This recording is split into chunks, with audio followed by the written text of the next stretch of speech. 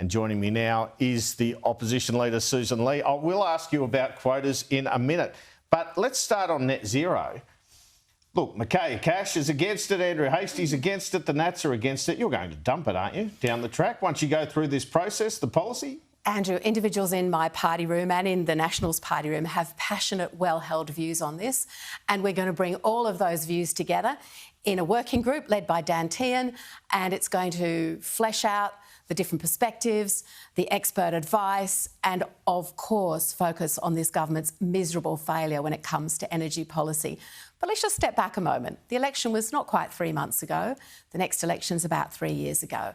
I said when I became leader, I would be consultative, collaborative, and take the time to get this right. So we do have time. And of course, the important thing is we're not actually holding the levers on this policy. The government owns current energy policy, and we will hold them to account for the absolute train wreck that it's become. What do you think it would mean politically, though, for yourself and the Liberal Party if you dumped a net zero target by 2050? We have to work through this policy process, and I'm not foreshadowing what the outcome will be. It will be underpinned by two fundamental things: playing our part to responsibly and transparently reduce emissions, as we should, and also have a stable, reliable energy grid that provides affordable energy for households and businesses. Now, those two propositions are eminently sensible. I think most people would agree, Andrew.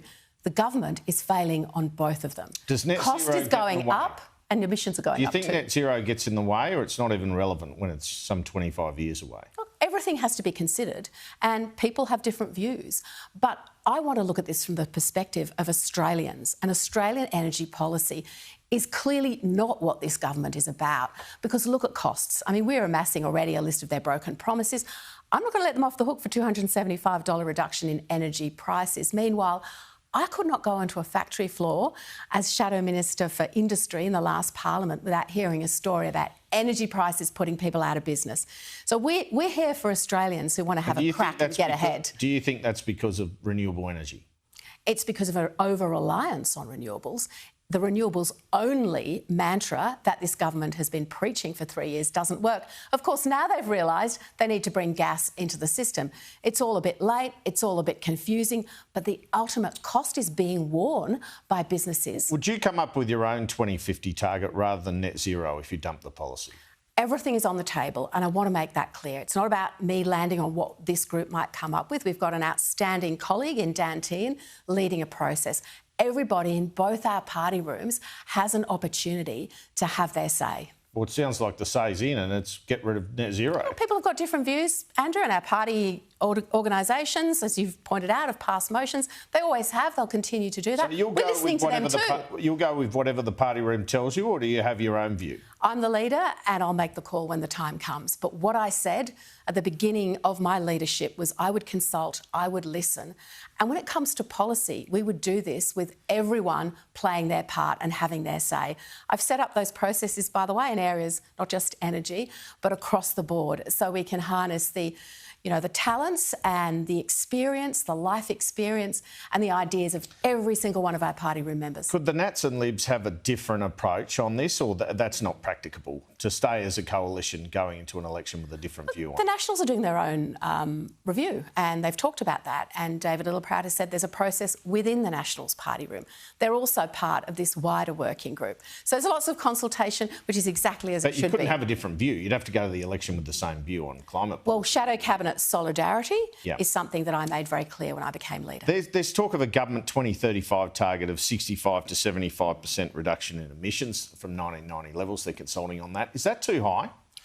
We will make a decision based on engineering, science and technology. The government makes its decisions based on posturing and its view of itself in international forums. Do you have a view that it's too high? Well, we voted against the last one at 43%, Andrew, so I just point you to that. Obviously, we'll consider. You think the next one's obviously, too high. we consider everything. What we were worried about then was that this target, everything else just had to fall in line behind it. But it wasn't about Australian businesses, affordable energy for households. It was just all about everything being subsumed by a target that is being set somewhere else. So we do have to be cautious about that. Targets?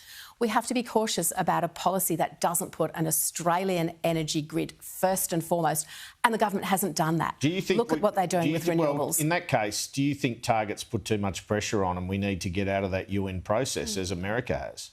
Well, it means different things to different people. But what I want to see is an energy policy that I can look any Australian in the eye and say, we're here for you.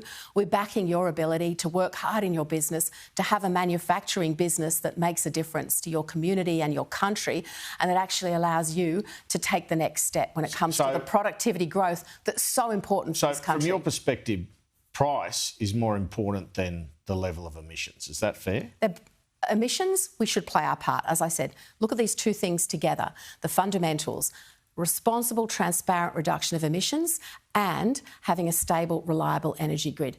Can I make the point, Andrew, the government is failing on both of those? All right. Andrew Hastie seems to support more production of coal for use on shore, based on that email. What do you make of that? If we have an approach based on engineering, science and technology, it has to start with affordable energy. Now, it's not about motherhood statements about certain types of energy not belonging in the grid. You have to have a grid that works, and that's the most important thing, because we're not going to stand by as Liberals and Nationals and see this government trash energy policy in this country without making it very clear to Australians that there is a better way. Well, let me turn to Palestine now. The PM says the Israeli government has been starving the Palestinian people of aid, including children, and that it has breached international law. Do you believe that? I find the images incredibly distressing and the stories of aid not reaching the people it's needed, where it's needed, incredibly distressing. And we all want the war to end. But let's not forget who started this war, Hamas, who is interrupting that flow of aid to the people who desperately need it, their own people, and who could end this tomorrow by releasing the hostages and actually recognising that the peace and wellness of their own people matters. Does the Israeli government bear any fault, though? They've changed the way they're distributing aid, but when I come back to this point, if you've got terrorists on the ground who are making it so difficult for their own people to receive this aid, what does that say about Hamas running the Gaza Strip and what they really represent to them? Their deputy ambassador to Australia has given a briefing to journalists where he said there's false pictures involved and there's no starvation.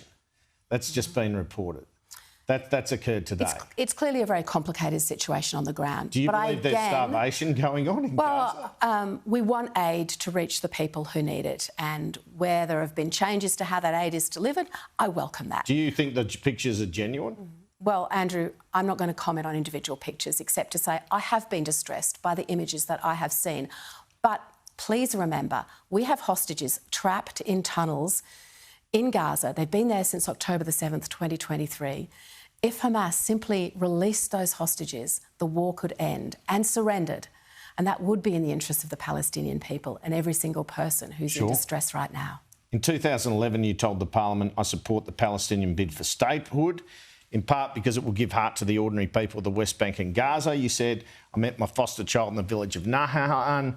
Encroaching settlements, stood in the treeless playground. You had some sympathy for the Palestinian people. Do you still have sympathy? Absolutely. And what those remarks demonstrate is that I am a friend of the Palestinian people.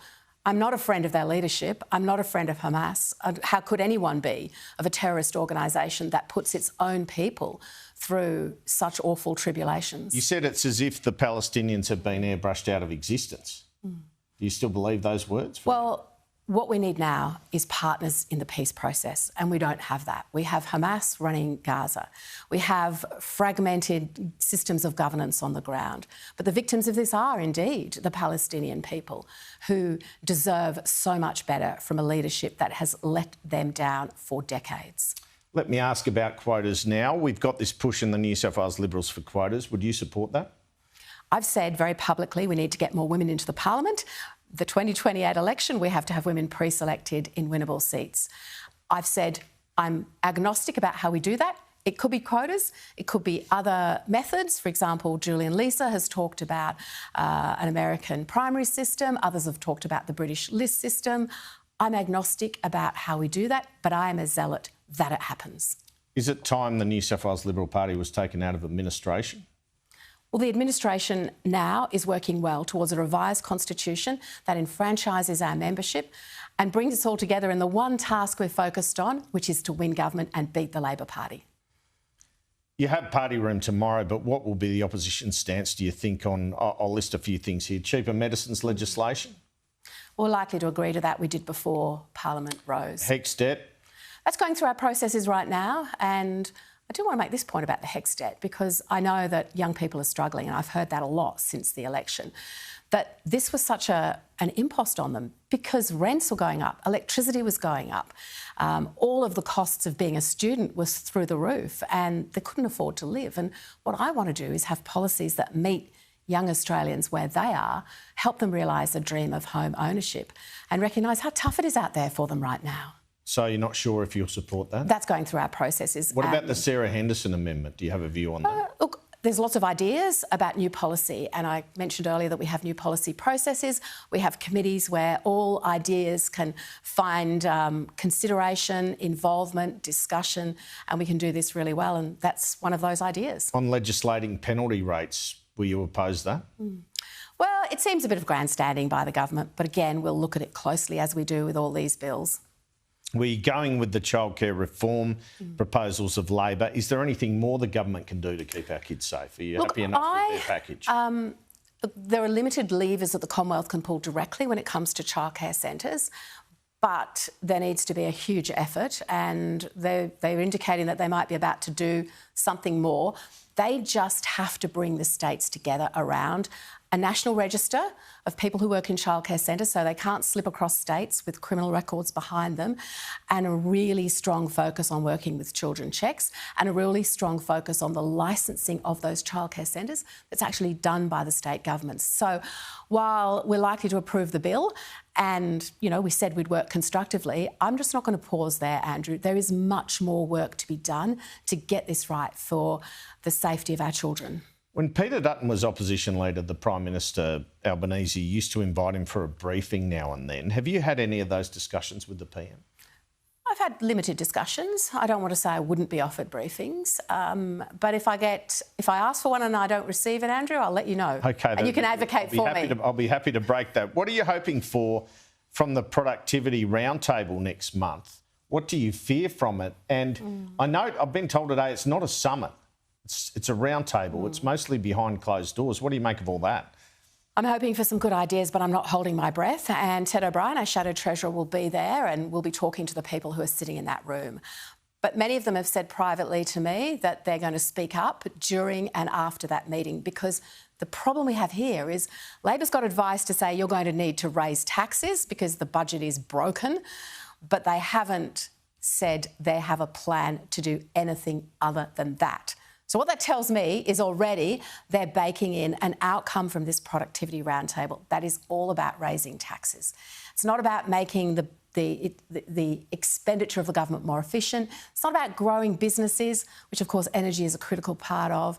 It's not about recognising that the pathway to prosperity is through growth. It's through the private sector. It's through the Australians we back every day who are out there giving back, taking risks, having a crack. Sussan Ley, thanks so much for your time.